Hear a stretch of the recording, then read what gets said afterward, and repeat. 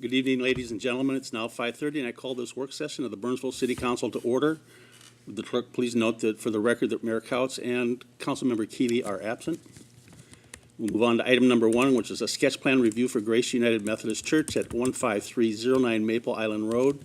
Due to the complexity of this particular subject, and we're missing some council people, I would propose that we table this item to the March work session so that the full council will be present to provide feedback. Second. Just a consensus. Just a consensus, work. all we need? Okay. I agree. All right, we'll be tabling that item. We move on to item number 2. It's an update on the Planning Commission work, land use, economic competitiveness review. Deb Garris, our city planner, is present. Ms. Garris. Thank you, members of the council. We've got Vince Workman, who is our Planning Commission Chair, here this evening, too.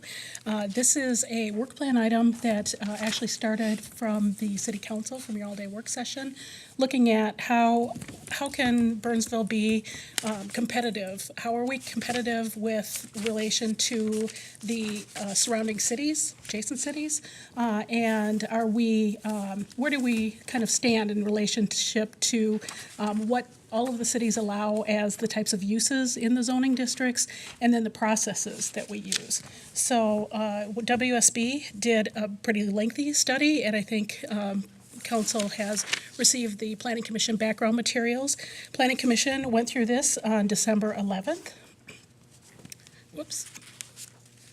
It's right here. And in terms of economic competitiveness, what was done is the city's zoning ordinance basically was compared to other ordinances from adjacent cities, Apple Valley, Bloomington, Eagan, Lakeville, Savage, and then I also used Shakopee. And how do the land uses compare? In order to do that, what they did is they used what's called the North American Industrial Classification System, and they took everybody's ordinances, because as you can imagine, everybody regulates things a little bit differently, but this helped them to put it into a single classification for evaluation purposes, kind of be able to do apples to apples. And then they also took a look at what are the approval processes involved. Are they administrative processes, meaning that being a friendly type of way for businesses, do they require planning commission and or council review, a more complicated review, which was considered to be less friendly. And basically what they came up with in the summary is Burnsville rates well in both elements. This is a continuum of zoning districts, and what they looked at are, in all of the cities, the numbers of different zones that you have. And generally speaking, those communities that are a developing city like Lakeville have very few zoning districts. And then as you move on, Bloomington, Apple Valley, Burnsville, Eagan have a lot more zoning districts. And when you have more districts, there's more definition, giving the private sector more knowledge about the particular use and if it is or is not permitted or allowed. So Burnsville rates second highest in this. In this guidance, Apple Valley had the most descriptive, most friendly ordinance, if you will. Burnsville and Eagan then tied for second out of all of the communities looked at. In terms of the approval processes, what was considered to be more friendly would be the administrative approval process. If a business could just come in, get a building permit, an administrative review, that's considered very friendly. If they had to go through some more lengthy process, either a planning commission council review, that was considered to be less friendly. When this is looked at, Burnsville, actually, we have the most friendly ordinance of all of the communities evaluated, so felt good about that. However, there are some things when taking a look at all of the various uses where Burnsville could be perhaps more friendly, if you will. And what the Planning Commission did is took a look at 13 different items that were suggested by staff in order to make our ordinance either more clear, better definitions, if you will, and or change the process to be more administrative as opposed to require a conditional use permit, interim use type thing.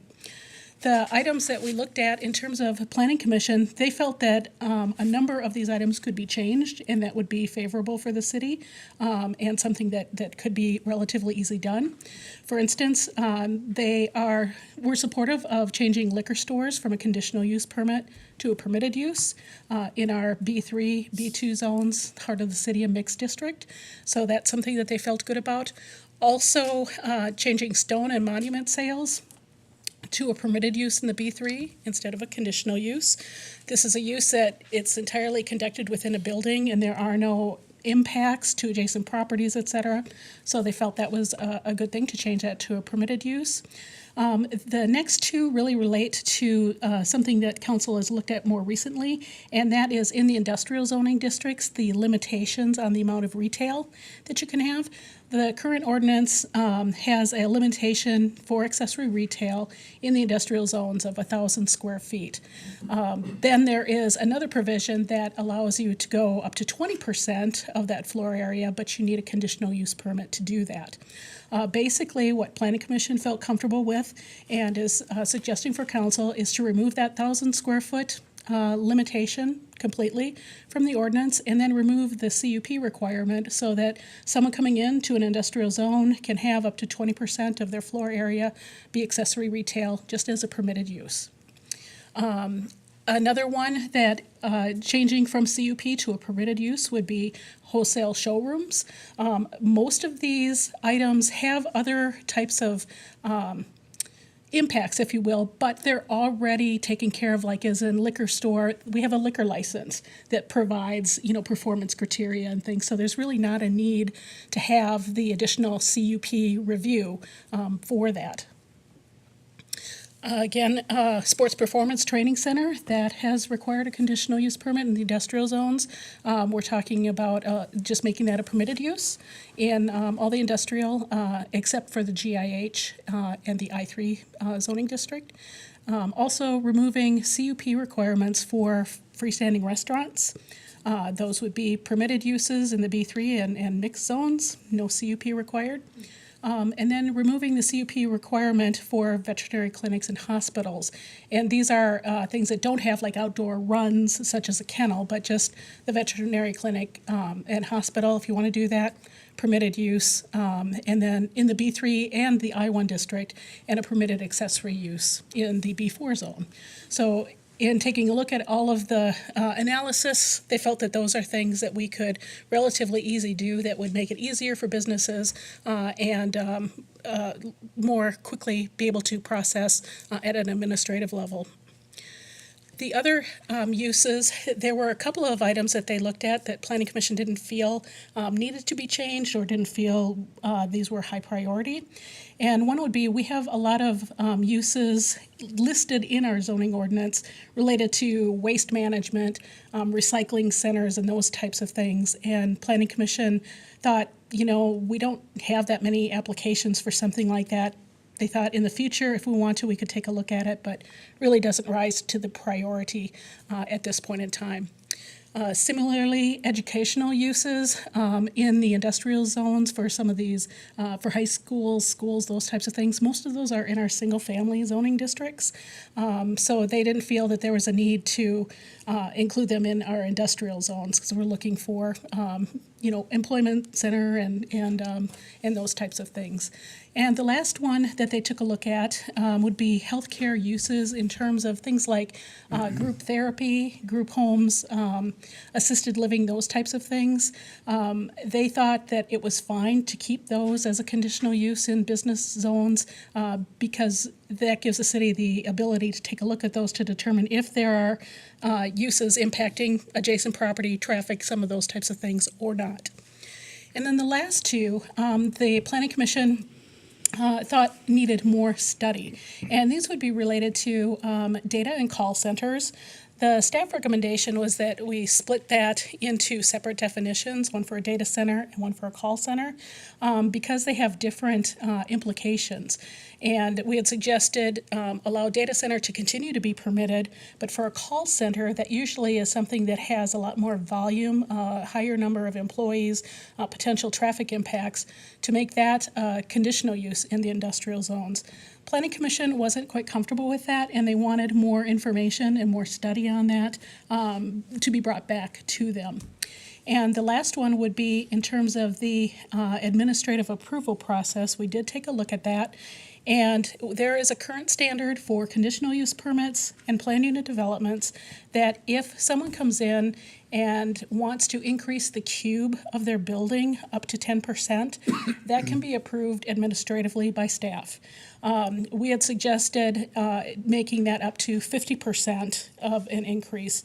Planning Commission was not comfortable with that extent of an increase in the cube.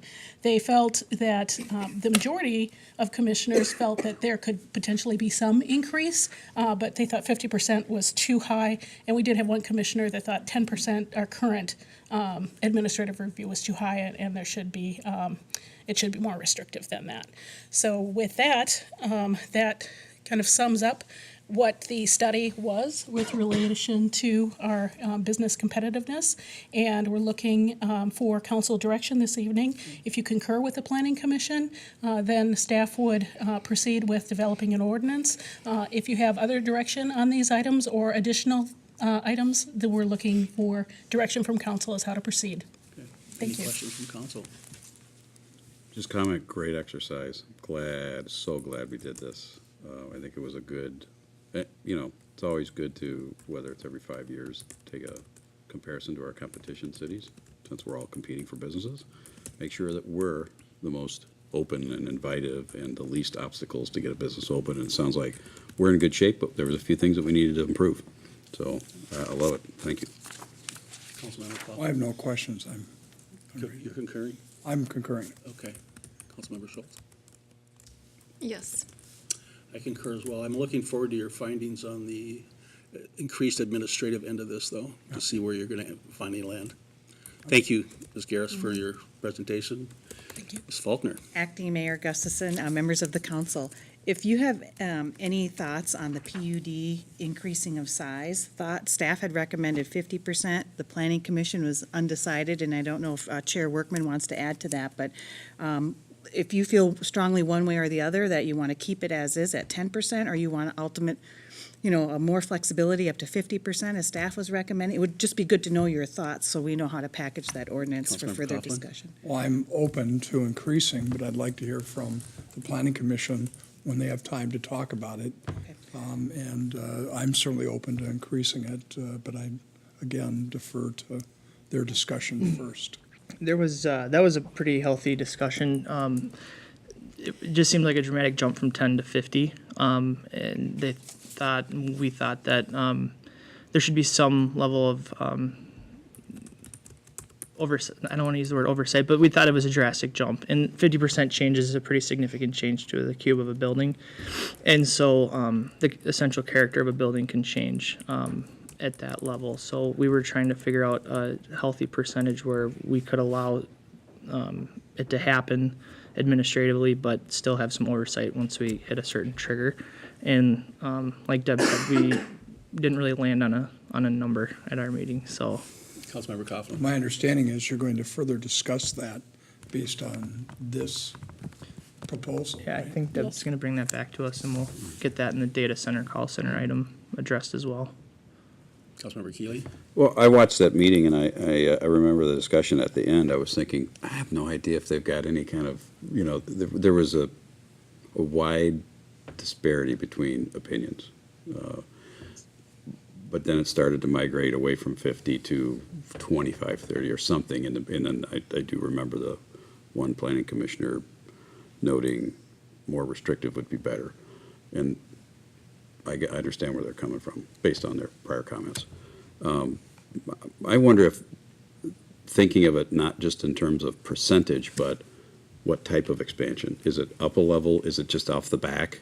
If the three sides are going to remain the same and they're just going to extend off the back and add more space, that's not really a big a deal. Might double a bit, might be a 50%, but that's not really that dramatic of a change versus a 50% that might go, well, we're going to go up, we're going to extend over here, we're going to change it, So there's a pretty wide degree. So maybe just that percentage is not the real single determining factor, and that might help get to a 50% if it's a one-sided expansion off of the left, right, back, front, or whatever. But when it becomes more dynamic than that, more sides, height, then it can go down to 10 or 20 or something like that. So I don't know. It just seems to me like it's just not a one-size-fits-all solution with the percentage. And we struggled with the word cube for a while and what that truly meant, the cube of the building. If that, relating to exactly what you just said, because if it was going to change the essential character, we wanted to see it. If it was something, like you said, where it's going to not be noticeable, then it should be done administratively. Yes. And that's why we couldn't Agreed. really land on a consensus, and we were going to come back to the table again. Councilmember Schultz? I'm pretty game up to 50%. I agree. I think if we could somehow figure out a way to look at the impact of the expansion as opposed to the cube of the expansion, I think would serve us better. As we just heard, we're very business friendly and we're working very, very hard to become even more business friendly in the city. And you guys have done a lot of work to bring us in that direction. So I do appreciate the work that you're doing over there. And again, thank you for your presentation tonight. We have to give credit to WSB and Eric Weber because he always does Very good job. He does a very good job. We had a giant blue binder of how we stand against these other cities, and it was really a kind of a cool document. So Quick follow-up Councilmember question. Keeley? Maybe City Manager Heather Johnson or Ms. Faulkner could elaborate. Mr. Albrecht as well, because it seems like you all work in this type of area. But how many other cities have done that you know of, have pinged us and asked us because they're doing this sort of comparison study? Is this common within governments? Councilmember Keeler, members of the council, certainly we get calls from other cities who are, I would say, struggling with an interpretation of something. Look, this data center thing is kind of new. How do you deal with that, right? I don't know that cities do this often, because you have to challenge yourself, and I think it depends where cities are at in their age, and we want to be business friendly. Some cities are more strict. I think it varies, I guess. I don't know that cities do this very often, in my opinion. I think it was a very good thing for a mature city like us to do. Maybe in a younger city where there's a lot of brownfields. It's easier. Yeah, they haven't really evolved necessarily maybe in their ordinances like we have in land use, but because we're so built out, I think this was very important for us to do. I can tell you from the consultants, from WSB's perspective, and they deal with a lot of cities, right? Mhm. They didn't have this information on file. So it's not like they had done this for Bloomington and just went to their Sure. files and looked, or had done this for Egan. And so they had to do the research and make the calls and put the NSIC codes together. So this was something new for them as well. I would suggest maybe because we're more of a redevelopment type city as opposed to a green space city, that we look at some cities that are in the redevelopment phase and how that's all handled. City Manager Johnston? I was just going to add, I would agree with Jenny that the comprehensive view doesn't happen very frequently. I think we tend to get a lot of inquiries about, for copies of our ordinance for a specific topic or subject matter. How are you doing X? How are you doing this? And so we get a lot of those types, but not as often hearing that someone else is doing a comprehensive review. Thank you. Thank you. thank you. Okay, on to our next item, number 3, and that's the discussion of the citizen requested earlier start time for boating on Crystal Lake. And Daryl Jacobson, our Natural Resource Manager, is presenting.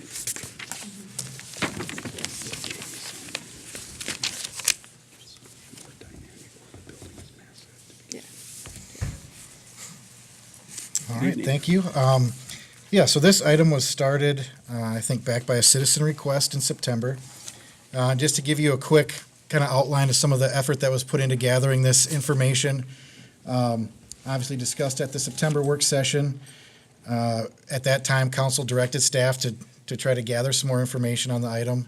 So we did send out a letter to Crystal Lake residents in October. Around the same time, we did a press release out to the general public, kind of advertising that we were going to have an online poll giving background on the topic, also listing the current code language that we had, which is the 40 mile per hour speed limit is from 9 a.m. till sunset. Advertising the open house that we were going to have and inviting people to come. Then we did open that poll on the 23rd, around the same time the information went out. Open house was held on November 9th. We kind of closed that online poll on the 17th. Then obviously everyone that had contacted me beforehand or at the open house was curious to see what the results were when things were done. So we did send a letter out on that and notifying people what the next step was, which was to come to this work session and discuss it again. So kind of the big piece was the online survey. There was 2 questions that were asked. The first was, related to the speed limit start time of 40 miles an hour. Do you like it as it currently is, or would you be in favor of seeing that time moved earlier? We had 196 people respond to the survey. A little over 65% were in favor of keeping the time the same that it is. The other folks, around 35% were looking at having it earlier. And so if you answered that way, then it did kind of jump you to a second question of, would you like to see that start time maybe be sunrise, which is what some other lakes do have, or 7 a.m., which is what the Burnsville City kind of noise ordinance goes to, because that is one of the things we heard about having it start earlier was the noise of the boats. And so there wasn't a big difference there, but there was a few more folks who were in favor of being earlier that preferred that 7 a.m. start time to the sunrise. The open house, we had about 25 people in attendance. I'm pretty sure that everyone that showed up lived on the lake. The majority of people there, probably 20 out of the 25, were in favor of keeping the boating regulations the same as they are now. Things they cited were, keeps the lake quieter in the morning, allows time for paddle boarding, fishing, canoeing, and other activities like that before the boats get out there, start increasing their speed, creating wakes, and doing things like that. There were a few people in favor of the earlier start time. Some things that they talked about was they thought it may spread out the traffic on the lake, possibly making the lake safer, and allowing time for those activities before work or earlier in the morning. Obviously, if you have more time where that activity is allowed, it's more convenient to try to fit it into your schedule if you're going to look at doing those type of things. So, really the recommendation that staff has is based on the feedback that was gathered, and that would be to keep the speed limit and the ordinance the same as it is now. Not recommending a change based on what we've heard through the residents in the city and that live on the lake. Any questions? Any comments?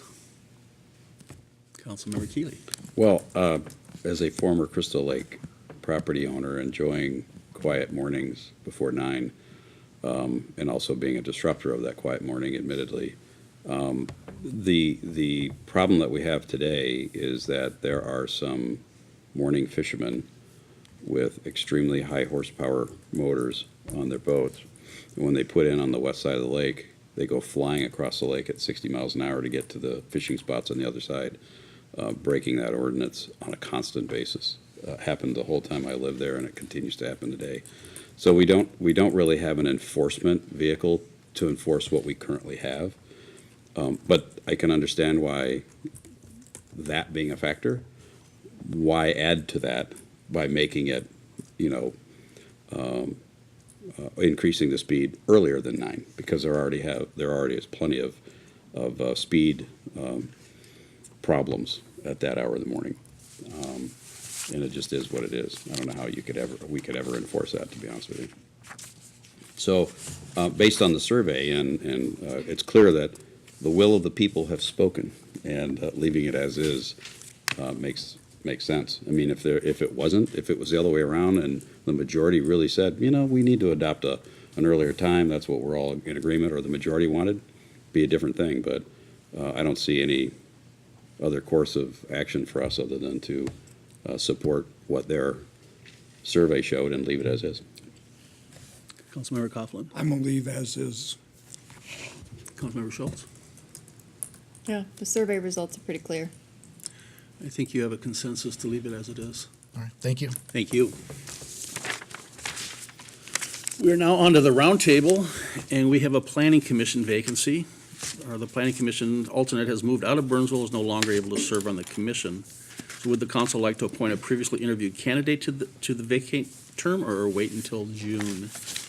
Talia Antocek.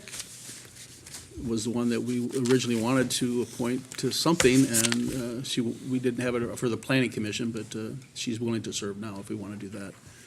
Acting Mayor Gustafson, members of the council, Tala and Tonzak had applied for the planning commission, and then you all had, as you might recall, wanted to appoint her to the PNRC. She didn't think that would be a good fit for her, and so with this vacancy, we thought we would bring back that application to see if you were interested in doing that, or you certainly could choose to leave it vacant until June. And this is for the alternate position. Of Yeah. Thank you. Yeah. Councilmember Schultz. I would be in favor of leaving it until June. I mean, we're pretty close. I don't see a burning need to fill the position right at this moment, just for a couple months. Acting Mayor Gustafson, Councilmember Schultz, just to be clear, which I wasn't, the term for a planning commission alternate is she has almost 2.5 2 years years left. left. So I just want to be clear on that. Thank you. Councilmember Keeley. Well, going through that interview process, and I know the person, and I'm sorry, what was her name again? It wasn't her notes.